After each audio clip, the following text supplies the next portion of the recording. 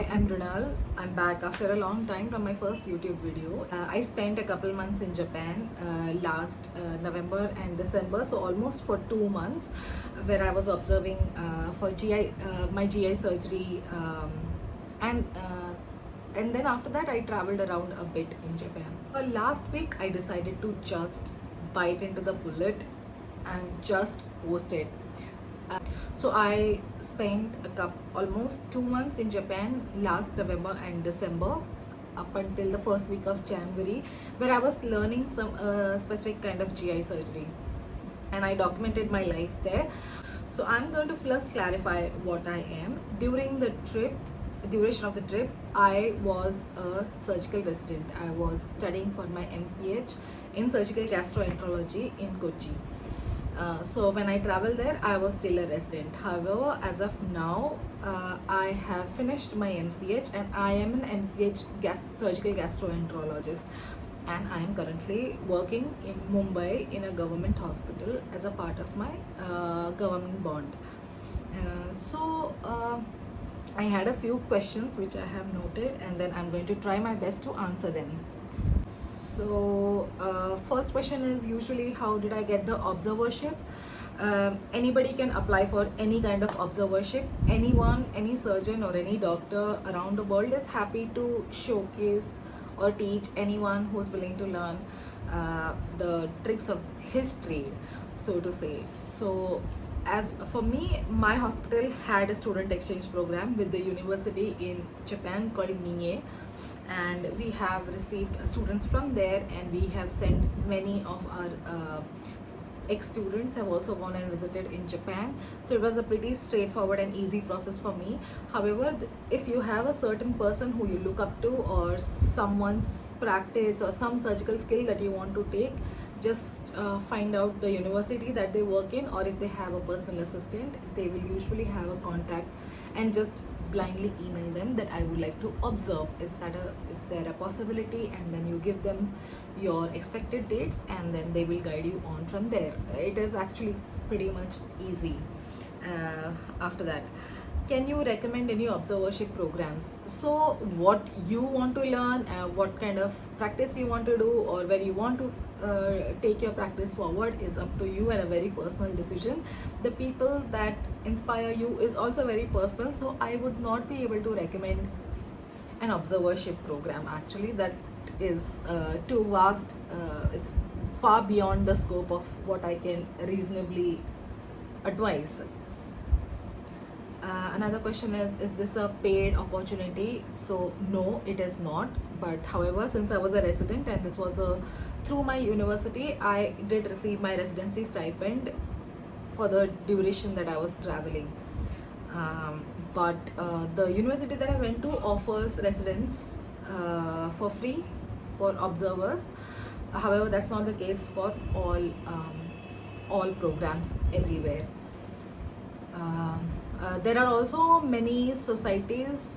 I can think of a few, like Japan's Surgical and HPB Society and Korean HPB societies. These ones I know for sure that they have programs where they fund your stay, residence, flights and food completely for a month, and then they have a host of programs and surgeons who are a part of that program where you can apply, and if selected, I think they have 2 seats in a year. Every year they have a few for people who are young or freshly graduated, and can apply for this program, and then you can stay for a month with these programs, and then you will have a certificate at the end. I think this is an excellent way.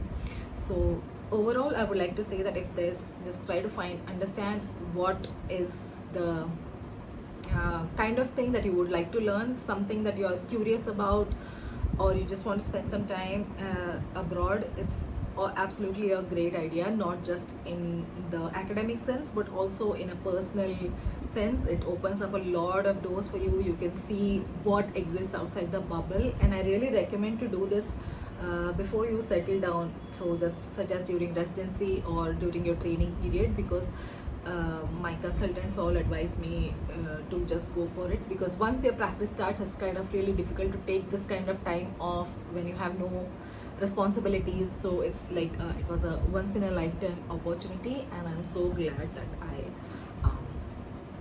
I took it.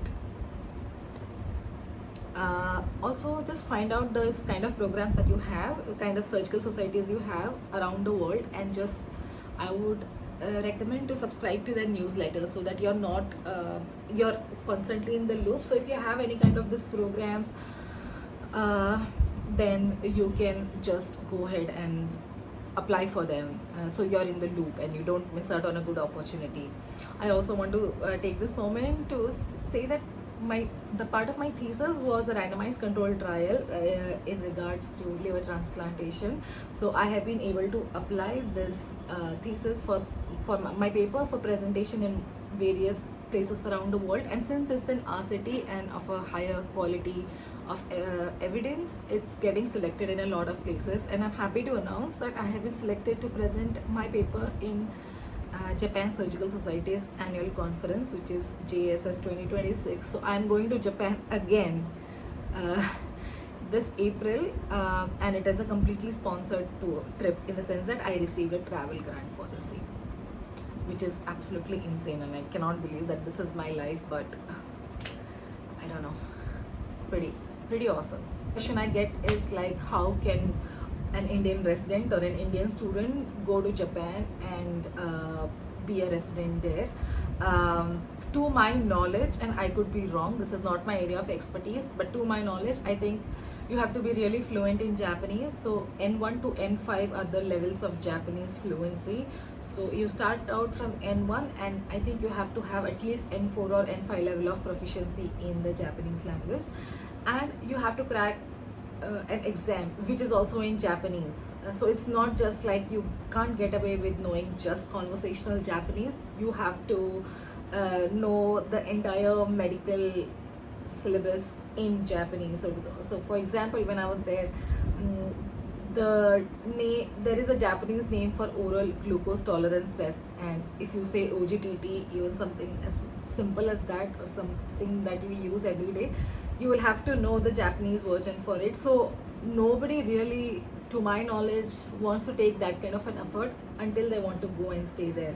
Also, I think that people who have been living and brought up in India find it like a really lonely place, even though it's fun to travel in, but Japanese people are very secluded and don't really socialize much, especially with people of other nationalities. So I think it's a very universal problem for people of Indian origin who are staying in Japan to feel really lonely, and it gets really quiet and nobody really talks to each other. So if you're the kind of person who wants to come home and like have a social life, it's going to be really difficult.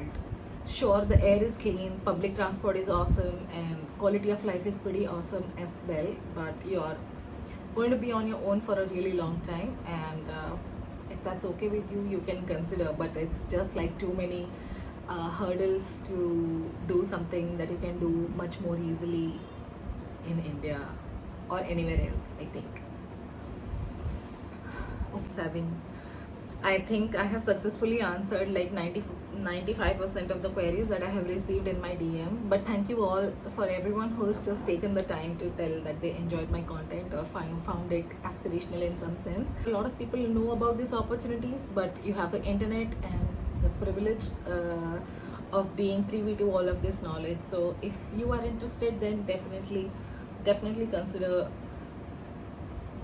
having a brief stint anywhere in the world, and especially in Asia and Japan or Korea or China. I think I have a particular preference for these countries. And if you have any more questions, then let me know in the comments. I would do my best to answer them.